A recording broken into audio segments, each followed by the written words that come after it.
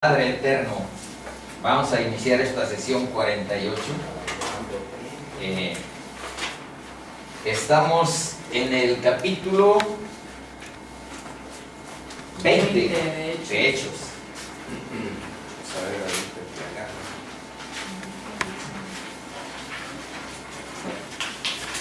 Dice: y después que cesó el alboroto, llamó Pablo a los discípulos, y habiéndolos exhortado y abrazado, se despidió y salió para ir a Macedonia. Esa parte, primero, ¿cuál es el alboroto del que habla este versículo 1? Recuerden que Demetrio y los plateros hicieron un alboroto y llevaron a algunos al teatro y estuvieron a punto de lincharlos. El motivo es que Pablo predicaba que las estatuillas que vendían de plata y que representaban el templo de Diana o Artemisa, pues no eran dioses y no tenían poder, sino que solo Dios Altísimo es espíritu, y ese es el poderoso. Y como había algunos convertidos, muchos convertidos en Éfeso, pues eso provocó que hubiera ese tipo de alboroto. Y puse subrayado tanto el término exhortado como abrazado, porque esa es la esencia de toda la doctrina cristiana: enseñar la verdad en amor. Y aquí adelante está un verso paralelo que aclara con esas palabras que acabo de mencionar, pero que aquí están cambiadas. Habiéndolos exhortado, aquí esto es predicado la verdad, enseñado la palabra, diciendo la verdad de Dios. Y aquí vean lo que dice Efesios 4:15: sino que siguiendo la verdad en amor. Eso es lo que un discipulado como este tiene como directriz central, definida, fundamental: seguir la verdad en amor. Si nada más seguimos la verdad sin misericordia, sin amor en nuestro corazón, pues no, el conocimiento envanece, dice la Biblia, y nos llenamos de datos y nos llenamos de nociones que no se traducen en nuestra vida, que no se constituyen en actitudes, en comportamientos, en actos. Y entonces la palabra de Dios no tiene así consecuencias y no tiene sentido. La palabra de Dios vivifica, la palabra de Dios se encarna en las personas cuando se convierte en acto, cuando se convierte en hechos, no solo en... Esa es la verdad en amor. Y dice: crezcamos en todo en aquel que es la cabeza. Y ahí dice quién es la cabeza del cuerpo, porque el cuerpo se supone que lo constituimos tú y yo, es el cuerpo de Cristo, la iglesia. Pero la cabeza viva, y eso es lo que la gente a veces, cuando todavía su corazón no está convertido, no entiende. Cabeza de Cristo pues ya se murió. Murió en la cruz el hombre que vino a rescatarte por un sacrificio necesario para la justicia divina en todo lo que concierne a nuestros pecados. Pero acuérdate que resucitó y que vive y que es el mismo Dios eterno, que hoy vamos a ir viendo. Bueno, versículo 2: y después de recorrer aquellas regiones y de exhortarles con abundancia de palabras, llegó a Grecia. Aquí está. Están en Éfeso y se fueron por aquí. Pasaron a Filipos, a donde están unas iglesias que el propio Pablo fundó en Tesalónica, en Berea, en Filipos, y se fueron hasta esta área que aquí el original dice Elas, no dice Grecia. A veces por eso me voy al griego, que es el original donde está el Nuevo Testamento, pero vean que no hay mucho cambio. Elas es una provincia de Acaya, o sea, es esta parte, nada más que tenía otro nombre. también se conocía como Elas, esta área de Acaya. En Roma se llamaba Acaya esta región, pero al interior de Grecia era más conocido como Elas. Y Elas, provincia de Acaya, donde están Atenas, está Corinto y está Cencrea. Ahí, eso es lo que dice, llegó a Elas, a esta provincia. 3. Después de haber estado allí 3 meses y siendo puestas acechanzas por los judíos para cuando se embarcase para Siria, tomó la decisión de volver por Macedonia. Estando aquí, en Corinto, en Atenas, especialmente en Corinto, hay una iglesia muy grande, pero ya querían pasar y más o menos tomar un barco hacia Mileto y de ahí a Siria, a Jerusalén. La meta de Pablo es llegar a Jerusalén. Pero cuando iban a embarcar de aquí a esta región, a Asia, se dieron cuenta que había, vean lo que dice aquí el original, estando para embarcarse, estando a punto de embarcarse, rumbo a Siria. Siria está aquí, esto. Barco de acá. Lo tradicional es que pasaban acá y de acá a acá. O aquí a estos, a Cesarea, especialmente. Esta flecha nos indica otra. Bueno, el caso es que aquí hubo la sospecha de que querían cómo matar a Pablo los judíos, para variar un poco. Entonces decidieron no, sino que no se subió al barco y tomó la decisión de volver por Macedonia. Se regresaron caminando por donde habían venido. Y aquí en Filipos van a ver cómo se une. Y esto es algo tierno porque desde el capítulo 16 no hemos visto que Lucas hable en primera persona del plural. En nosotros no se incluye. Por ejemplo, aquí si ven, dice: después que cesó el alboroto, llamó Pablo a los discípulos, habiéndolo exhortado y abrazado, se despidió y salió para ir a Macedonia. Así está narrando. Pero ahora vean aquí en el 5. Estos, habiéndose adelantado, nos esperaron en Troas, y nosotros, pasados los días de los panes sin levadura, navegamos de Filipos, y en 5 días nos reunimos con ellos en Troas, donde nos quedamos 7 días. Aquí ya se incluye Lucas. ¿Por qué? Si se acuerdan, para eso les puse estos versículos. En el capítulo 16, en la última parte donde también habla en primera persona, se quedó Lucas en Filipos. Y esa iglesia de Filipos es la que de hecho ayudaba, la única que ayudaba a Pablo en su manutención, con algunos recursos. Ahí había una chica, si se acuerdan, bueno, ahorita va a salir, creo, y también Lucas. Y esas personas son las que eran más o menos ricachonas y tenían manera de ayudar. Bueno, les voy a leer Hechos 16, 12 y 13. Y de allí, es esto, miren, y de allí a Filipos, que es la primera ciudad de la provincia de Macedonia y una colonia. Y estuvimos, a eso dice Lucas, y estuvimos en aquella ciudad algunos días. Y un día de reposo salimos fuera de la puerta junto al río, donde solía hacerse la oración, y sentándonos, hablamos a las mujeres que se habían reunido.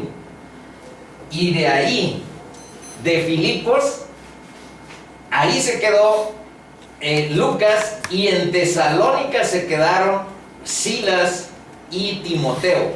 Y a Atenas se fue solito Pablo, si recuerdan, en el capítulo 17, llegó solo y estaba esperando que llegaran tanto Silas como Timoteo a Atenas, y de ahí se fueron a Corinto a fundar una iglesia en una de las ciudades más pervertidas que había en los tiempos antiguos en toda esa región del Mediterráneo. Estamos hablando de una ciudad realmente de pecado, realmente de cosas oscuras. Tipo Sodoma, Gomorra. Tipo Sodoma y Gomorra. Así es. Nos faltó leer este verso, a donde dice: y le acompañaron hasta Asia Sópater de Berea, Aristarco y Segundo de Tesalónica, Gayo de Derbe y Timoteo, y de Asia Tíquico y Trófimo. Bueno, no son nombres muy recomendables como para ponerles a uno de sus hijos. Están medios Tíquico, Trófimo, Gayo, Aristarco, Sópater. Aristarco, sí. El único que se rescata un poco es Timoteo. Eso sí, suena bien. Bueno, ahora veamos algo de este concepto de verdad en amor, cómo ha venido desde el Viejo Testamento.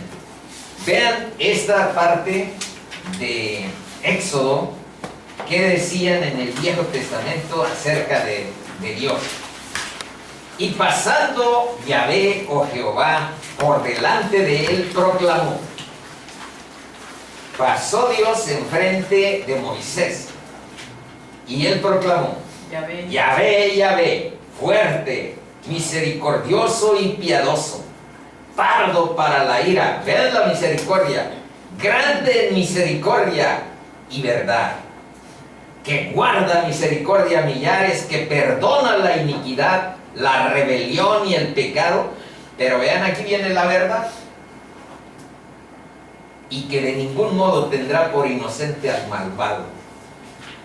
Esa es la parte que no nos gusta leer. En muchas ocasiones yo he visto citada esta porción de Éxodo 34, pero le quitan, o sea, la cortan hasta aquí. Y que de ningún modo tendrá por inocente al malvado. Pero recuerdan, y más abajo lo van a ver más claro, Dios, de aplicar justicia, prefiere aplicar misericordia y amor en relación con nosotros. Está probado eso, y en cada instante Dios lo ha manifestado de esa manera. Sin embargo, debemos tener presente que es una balanza entre misericordia y verdad, y no nada más promulgar o hablar de una sola perspectiva, porque la otra ahí está. Hay quienes dicen, eso yo lo sabía ya en mi sabiduría mundana, que los buenos no necesitan de amenazas o de temor para convertirse. Los buenos. Que los buenos se convierten por amor a las virtudes. Y que solo los malos se convierten por temor a los castigos. Pero no estoy tan seguro. Eso es sabiduría mundana, no es sabiduría bíblica. Entonces, como sea, hay que tener presente lo que dice la palabra. Vamos a ver otra porción, Salmo 85. O como el que se quiere excusar de que yo he matado y he robado, pero no conozco de las cosas de Dios. Eso es como que me estoy haciendo el inocente, pero en realidad estoy haciendo cosas malas. Bueno, ahí está un ejemplo. Pudiera ser. La misericordia y la verdad se encontraron. La justicia y la paz se besaron. La verdad brotará de la tierra y la justicia mirará desde los cielos. Yahvé dará también el bien y nuestra tierra dará su fruto. La justicia irá delante de él y sus pasos nos pondrá por camino. Salmo 89. Salmo 89 dice: porque dije, para siempre será edificada misericordia, en los cielos mismos afirmarás tu verdad. Justicia y juicio son el cimiento de tu trono. Vean bien eso, Justicia y juicio son el cimiento de tu trono. Misericordia y verdad van delante de tu rostro. Ahí hay un perfil del Dios bíblico. El Dios bíblico es justicia y juicio como cimiento, como fundamento de donde está sentado su trono. Y misericordia y verdad son como el apuntalamiento de cómo fluye su vida y su ser. Misericordia y verdad van delante de tu rostro. Proverbios 3:4. Otra vez misericordia y verdad. Nunca se aparten de ti la misericordia y la verdad. Átalas a tu cuello. Escríbelas en la tabla de tu corazón y hallarás gracia y buena opinión ante los ojos de Dios y de los hombres. Y por último, les puse Juan 1:14 y Juan 1:17. Estos versos sí ya los hemos visto, estos no. Estos ya los hemos leído aquí, pero los volvemos a leer. Dice, y aquel verbo se está refiriendo a Cristo. Cristo, bíblicamente dicho, es la palabra de Dios. Es el verbo que hizo todas las cosas con Dios Padre y con el Espíritu Santo. ¿Cómo sea y cómo explicar esa Trinidad del Padre, el Hijo y el Espíritu Santo? Yo aquí les he dicho en muchas ocasiones, oremos, pidamos a Dios que nos dé discernimiento, pero explicación humana, verbal, comunicativa, en realidad todas las explicaciones que he escuchado son insuficientes para decir cómo se da esa interacción entre Padre, Hijo y Espíritu Santo.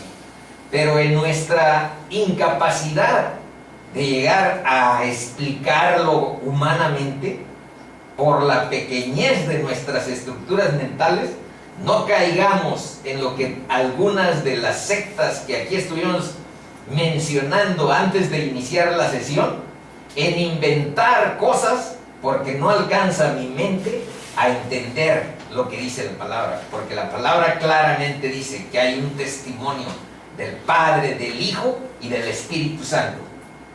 Si nuestra mente no nos alcanza a explicarlo, no por eso vamos a inventar teologías y decir que el Espíritu Santo no es Dios, o decir que el Hijo de Dios no es Dios, que el único nada más es uno como separado. El único es así, Padre, Hijo y Espíritu Santo. Ese es el único Dios. Y por supuesto que se trata de uno. Se trata de un solo Dios, pero así, bíblicamente hablando. Bueno, ¿qué dice Juan 1:14 y 17? Y en aquel verbo fue hecho carne, y aquel verbo fue hecho carne, y habitó entre nosotros. Y vimos su gloria, gloria como del unigénito del Padre, lleno de gracia y de verdad. Ahí está la misericordia y la verdad. Son sinónimos de ese abrazo que vimos allá con anterioridad, y de la misericordia. La gracia es un regalo inmerecido que Dios nos da, un favor inmerecido que Dios nos da. ¿Por qué? Porque somos su creación por puro amor, no porque lo hayamos conquistado con alguna acción provechosa, porque hicimos muchas cosas buenas. Por eso nos da su gracia. Dios da su gracia por la soberanía de su voluntad. Más adelante van a ver un verso que así lo dice. Pues la ley, por medio de Moisés, fue dada, pero la gracia y la verdad, ahí está, la gracia y la verdad vinieron por medio de Jesucristo. Bueno, página 4, dice, corresponde a Efesios 3, 16 y 19. Para que os dé conforme a las riquezas de su gloria, el ser fortalecidos con poder en el hombre interior. ¿Cómo nos podemos fortalecer con poder en el hombre interior? ¿Por medio de qué dice ahí?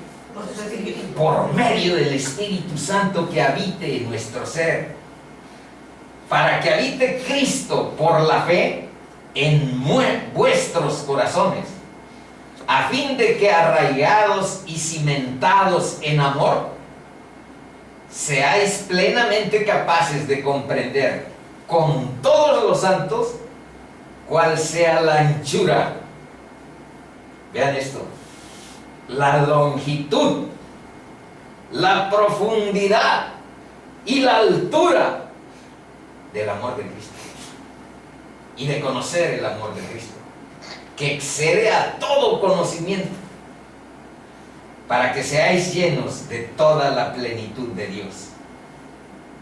Y ahí está, dice, el amor de Cristo no tiene límites. La anchura es para que todos los que abrazan su gracia, los que aceptan su evangelio, tengan las bendiciones que Él vino a traernos.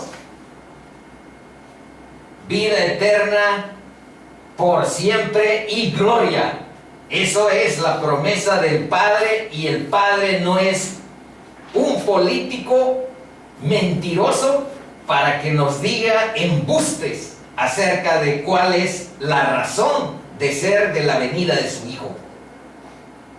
Es rescatarnos de las consecuencias del pecado, y es abrirnos la perspectiva de la vida eterna, como más adelante aparecerá en unos versos. ¿Y cuál es la largura? Para que dice todos conozcamos la anchura, la longitud, la profundidad y la altura del amor de Cristo, para que seamos llenos de toda la plenitud de Dios. La largura es que el amor de Cristo es toda la eternidad. Una vez vi a un sujeto que sacó un enorme lazo larguísimo, imagínense ese, y tenía un pedacito así, pintado de otro color, y una enorme cantidad de cuerda sin nada. Entonces dice, esta es la porción de nuestra vida en la tierra, y este enorme es lo que no sabemos que es la eternidad. Y nosotros estamos empecinados y viendo solamente esta perspectiva. Hermanitos, necesitamos la perspectiva eterna, que solo la palabra de Dios nos enseña. Bueno, eso es la largura. Ahora vamos a la profundidad. En la profundidad dice que lo inescrutable, lo inefable, inescrutable e inefable, ¿Qué quiere decir? tienen este sentido, que no se pueden indagar, que no se pueden explicar, ese es lo inefable, tan fácilmente con el lenguaje humano. Es más, cuando yo, nada más que perdonen que a veces meto este tipo de comerciales de carácter individual, pareciera que quisiera llamar la atención a mí, pero no es necesario. A mí no me vean, vean al que me salvó. Entonces es llamar la atención a Cristo. Eso es lo que importa. Pues ciertamente no tiene explicación el amor de Cristo. Ciertamente no puedes tú decir, es que en realidad yo era bueno, cometía pequeños errores. No es cierto. Ya visto bien y frente a la palabra de Dios, mi corazón era negro, perverso y oscuro. Y de alguna manera fui desobediente, aunque en mi palabra era como biófilo. Esto quiere decir amante de la vida, amar la vida. Dios me confrontó una vez con su palabra y me enseñó que si tú no sigues el camino de su verdad, no eres un amante de la vida, sino un amante de la muerte y cultivador. Te inclinas, amas la muerte, mientras no te guías mediante su palabra. Entonces yo, si me ven en discursos o en conferencias o en clases sobre amor a la vida, no, pues me eché soberanos discursos, especialmente en este tiempo.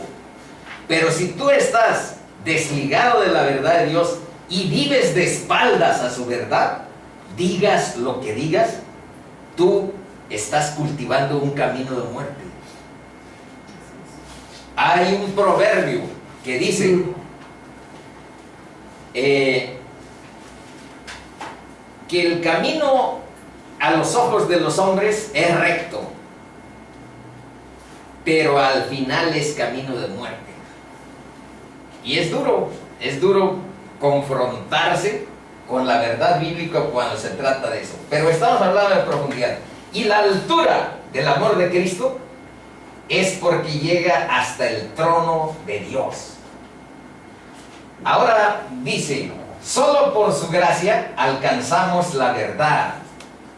El reinado de Jesús está conectado con la verdad. ¿Por qué? Porque en Mateo 28:20 nos llama a que enseñemos, a que prediquemos, a que proclamemos la verdad. Y en Corintios, 2 de Corintios 2:10-5 habla de que por medio de la verdad nos corresponde a nosotros derribar los argumentos y toda altivez. Eso es importante. Y toda altivez, ese dejo de soberbia y de orgullo con el que nos manejamos cuando se trata de relacionarnos con la palabra de Dios. Pues yo qué, yo tengo mis doctorados o mi maestría, ¿para qué estar viendo cosas así? Bueno, derribar toda altivez y todos los argumentos para sujetar en obediencia nuestros pensamientos y nuestra mente a quien nos salva. Y dice que el arma de guerra del cristianismo es la verdad. Y la victoria del pensamiento cristiano no es forzar desde fuera a una persona, sino desde adentro. La verdad transforma a un ser y lo convierte. Página 5. Aquí es donde viene algunas de las cosas que estuve mencionando. La gracia es un regalo que Dios mismo... La gracia es un regalo que Dios mismo entrega a todo aquel que cree que Dios pagó por sus pecados en la cruz de Cristo. Fíjense, eso parece sencillo. Dios te entrega y a ti lo único que te corresponde es abrazar y aceptar el regalo de Dios. Pero hay allí ciertas condiciones. Hay que creer que Dios pagó la justicia de mis pecados en la cruz de Cristo. Y ahí dice, pero esto que parece tan sencillo es intolerable para quien piensa ganarse el cielo por sus buenas obras. Para el que se justifica a sí mismo al margen de la Escritura, porque ahorita van a ver, y ya hemos visto con anterioridad, pero aquí hay otros versos que tienen el mismo enfoque. Dice, que no te justifiques tú por tu propia sabiduría, sino que busques lo que dice la palabra de Dios, la Escritura. Confía más en la Escritura a lo que te digan otros y a lo que te diga yo. Veamos qué dice Romanos 3, 23 al 25. 26. Lo primero es esto que ya ni lo quiero leer, esta primera parte. Por cuanto todos pecaron y están destituidos de la gloria de Dios. Todos, dice, que estamos destituidos. Siendo, aquí viendo, justificados gratuitamente por su gracia. Gratuitamente por su gracia. A nosotros nos queda gratuita, aunque a Dios le costó su propio Hijo, la sangre de su propio Hijo, y a Él el sacrificio de haber vivido la separación de un tiempo con quien nunca se había disociado la entidad de Dios, Padre e Hijo. Cuando Cristo murió hubo como un quebranto de esa unidad divina hasta su resurrección. Bueno, gratuitamente por su gracia, costamos mucho, pero a nosotros, aquí dice el concepto, eso significa gracia. Mediante la redención que es en Cristo Jesús, a quien puso por propiciación por medio de la fe en su sangre para manifestar su justicia. Dios no dejó de ser justo al darnos la posibilidad de la salvación gratuitamente, porque su justicia estuvo en la cruz. A causa de haber pasado por alto en su paciencia los pecados pasados, con la mira de manifestar en este tiempo su justicia, a fin de que Él sea el justo y el que justifica al que es de la fe de Jesús. Y ahora vean lo que dice Apocalipsis, ya en los capítulos finales. Vean la hermosura que tiene Apocalipsis, aunque hay muchos símbolos que no entendemos, aunque hay algunos mensajes que nos quedan ahí pendientes en cuanto a una explicación racional. Pero vean, Apocalipsis 21, 4 al 6 dice: enjugará Dios toda lágrima de los ojos de ellos, y ya no habrá muerte, ni habrá más llanto, ni clamor, ni dolor, porque las primeras cosas pasaron. Y el que estaba sentado en el trono, esto vio en la revelación Juan, el autor del Apocalipsis, dijo: he aquí, yo hago nuevas todas las cosas.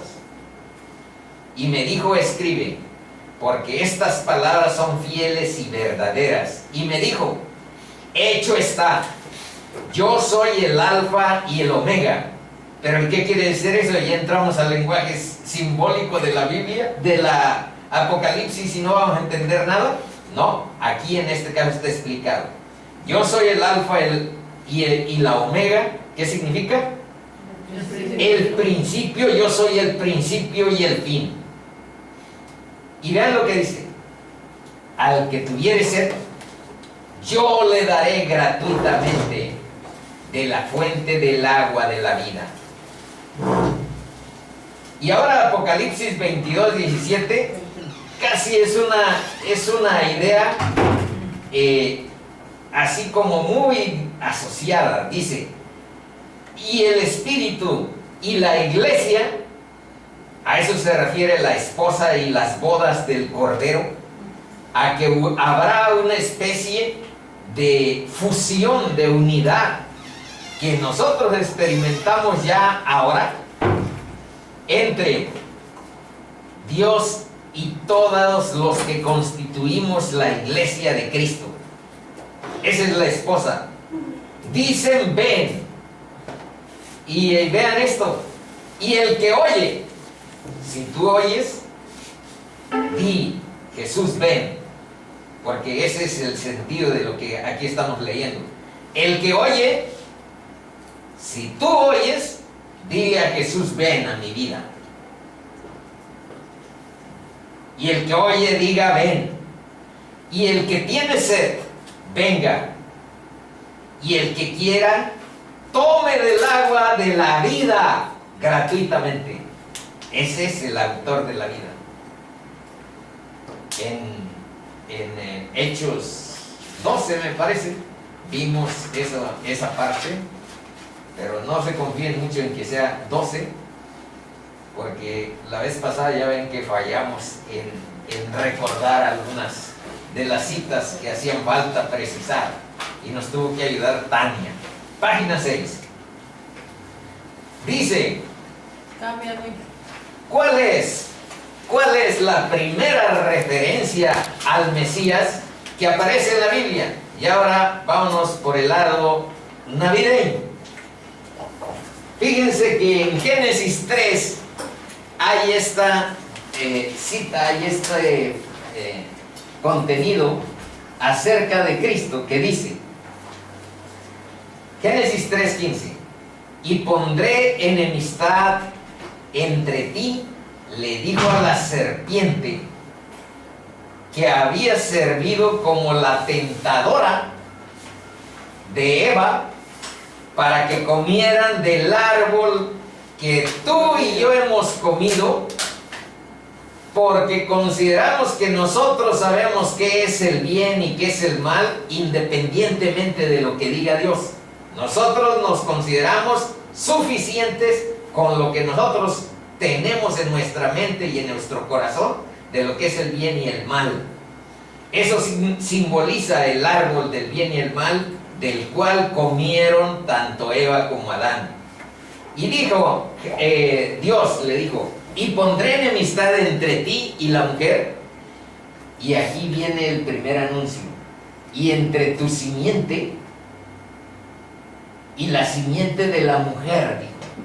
No dijo que fuera simiente de hombre o mujer. Dijo de la simiente de la mujer y la simiente de la serpiente. Y ahí vean esta profecía. Esta te herirá en la cabeza, la simiente, Cristo, simiente de María, te herirá en la cabeza. Y eso significa que hay y habrá una victoria que por el momento no vemos. Por el momento lo que vimos es que Cristo fue muerto, etc. Más adelante, bueno, ahí ya está anunciado que no lo que aparenta es la verdad bíblica. Y lo que está por venir también tiene que ver con esta victoria y este reinado de Cristo por los siglos. Y eso es haber herido al demonio en la cabeza, quitarle su dominio que tiene sobre la tierra. Pero también dice, y tú, hablándole a la serpiente, le herirás en el calcañar. Es la parte así que está en el talón. ¿Y qué significa? Tú le herirás, como ya sucedió eso, en la parte más baja que tiene esta simiente de la mujer, este Cristo. Lo mató en la parte humana de que vino a encarnar Dios aquí. Pero ustedes saben que no era posible frenar o dejar en la corrupción al Dios eterno. Por eso, ahí es donde se expresa la primera vez acerca de Jesús en Génesis, que fue herido en su naturaleza más baja, en su naturaleza humana, fue herido. Bueno, y ahora vean esta parte, inicia una visión distinta de la que tenemos los que conocemos a un Cristo, pues nada más así, vapuleado, crucificado y muerto. Vamos a ver una perspectiva un poco diferente, pero que está en la Biblia, está en la carta de Hebreos, en el capítulo 2, y hay 3 pequeñas porciones. Dice, porque convenía, y ya aquí sí estamos hablando de una perspectiva bíblica de qué significa la Navidad, convenía a aquel por cuya causa son todas las cosas, Dios pues, y por quien todas las cosas subsisten, Dios, que habiendo de llevar muchos hijos a la gloria, esa es una parte que hoy queremos visualizar. ¿Son todos? ¿O son unos cuantos? ¿O son muchos hijos a la gloria? Vamos a ver ahí esa parte. Hay necesidad de ventilarla, lo que dice la palabra al respecto. Que habiendo de llevar muchos hijos a la gloria, perfeccionase por aflicciones al autor de la salvación de ellos. Que perfeccionase por aflicciones a Cristo. Porque el que santifica y los que son santificados, de uno son todos, por lo cual no se avergüenza de llamarlos hermanos. Cristo nos toma como parte de una hermandad, de una comunidad de vida con Él. Eso dice la palabra. Aún con todo el que sea el creador del universo, el Dios eterno, así se ha horizontalizado su amor con nosotros. No se avergüenza de llamarnos o llamarlos hermanos. Así que, otra porción. Por cuanto los hijos participaron de carne y sangre, ¿quiénes participaron de sangre y carne? Pues tú y yo. Él también participó de lo mismo. ¿Para qué vino? ¿Para qué encarnó? Como cualquiera de nosotros. Bueno, ahí dice, para destruir por medio de la muerte. Ese es el sentido. Destruir por medio de la muerte al que tenía el imperio de la muerte. Y por el momento lo tiene, pero ya no sobre todos. Si tú recibes a Cristo Jesús como tu Salvador, verás lo que dice la palabra y lo que dicen las experiencias de quienes Dios ha convertido en su corazón. El imperio de la muerte queda roto delante de Cristo. Dice, esto es al diablo. El diablo es el que administra o ministra ese tipo de cosas. Y librar a todos los que por el temor de la muerte estaban durante toda la vida sujetos a servidumbre. En la palabra dice que mientras uno es pecador y no tiene a Cristo en su corazón,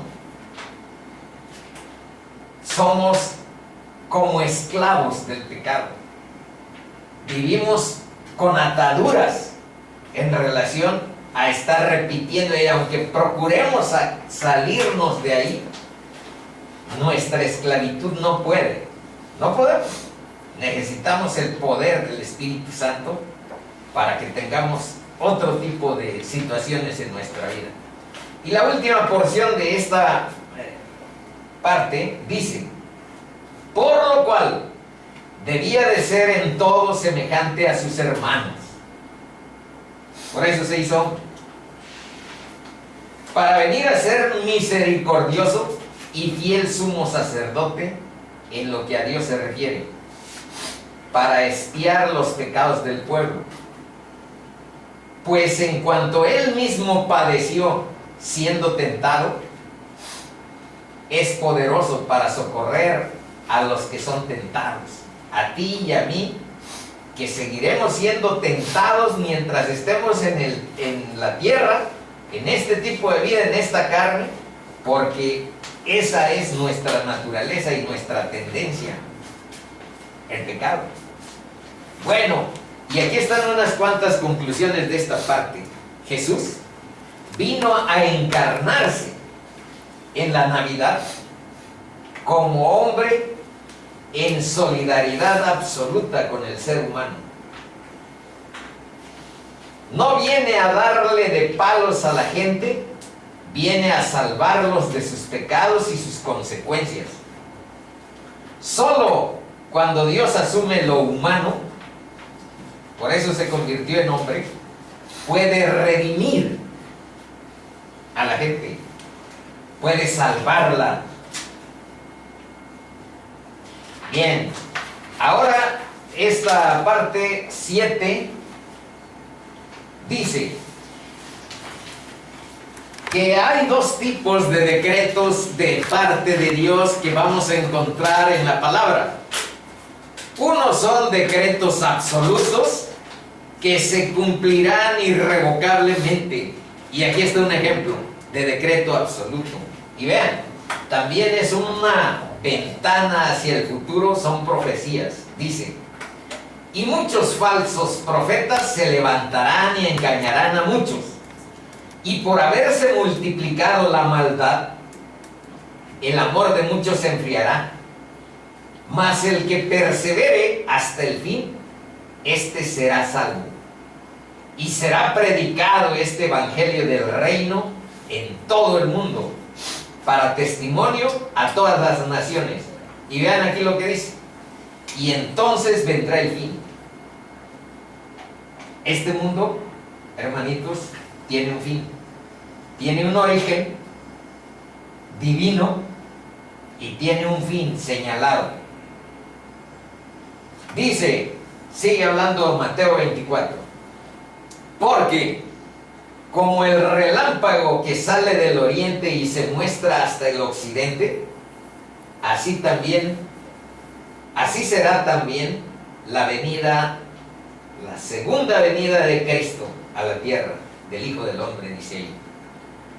Entonces aparecerá la señal del Hijo del Hombre en el cielo, y entonces lamentarán todas las tribus de la tierra y verán al Hijo del Hombre viniendo sobre las nubes del cielo, ya no humilde como niño, con todas las limitaciones humanas, supeditado a que le cambiaran pañales, a que le dieran comida, que lo limpiaran.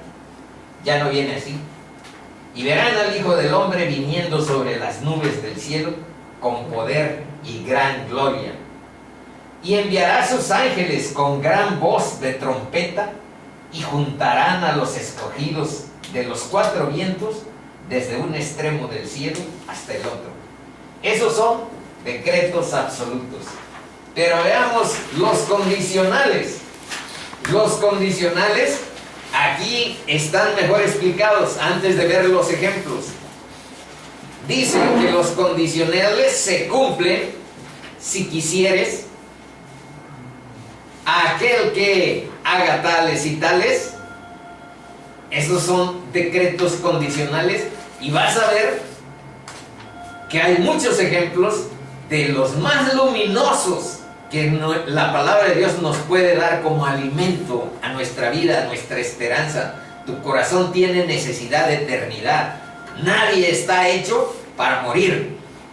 Tu corazón tiene necesidad espiritual de vida eterna. Entonces, para eso es el alimento.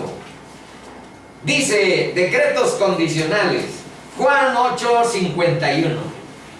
Vean este. De cierto os digo, que el que guarda mi palabra, esa es la condición. Es como decir, si tú quieres guardar mi palabra, si tú quieres guardar mi palabra, nunca verás muerte. Eso dice Juan 8:51. Este es un decreto condicional. Léanlo ustedes tal y como está. Que el que guarda mi palabra nunca verá muerte. Yo lo estoy viendo en el marco de analizar decretos condicionales. Por eso estoy diciendo, si tú guardas mi palabra, manito, nunca conocerás muerte. Ahora Juan 1:12 dice, mas a todos los que le recibieron, a los que creen. Esta es la condición. Si tú quieres creer en su nombre, si tú quieres creer en su nombre, si no quieres, pues ahí no te toca lo que dice, sencillamente. A los que sí creen en su nombre, a los que le reciben, les dio potestad de ser hechos hijos de Dios. Juan 4:14 dice, el que bebiere, más el que bebiere del agua que yo le daré, es condicional. Si tú quieres beber del agua que yo te dé, no tendrás sed jamás, sino que el agua que yo le daré será en él una fuente de agua que salte para vida eterna. Dame de esa agua, Cristo Jesús. Y es agua que nos permite saltar y saciar nuestra sed de eternidad, no sed de física, sed profundamente espiritual. Esa es la que se considera el Espíritu de Dios. Cristo es el que nos da esa agua, esa fuente de agua que salta a la vida eterna, que sacia la sed espiritual. Luego en Juan 5, ahí nos acabamos a Juan, vean puro Juan. Pero es a donde más claro está estos decretos de carácter condicional. Dice Juan 5, 24 y 25. De cierto, Les recuerdo una cosa. Cuando está un hebreo ocupa desierto, es porque te va a decir lo que te voy a mencionar a continuación, tómanlo en cuenta porque está como subrayada su importancia. Entonces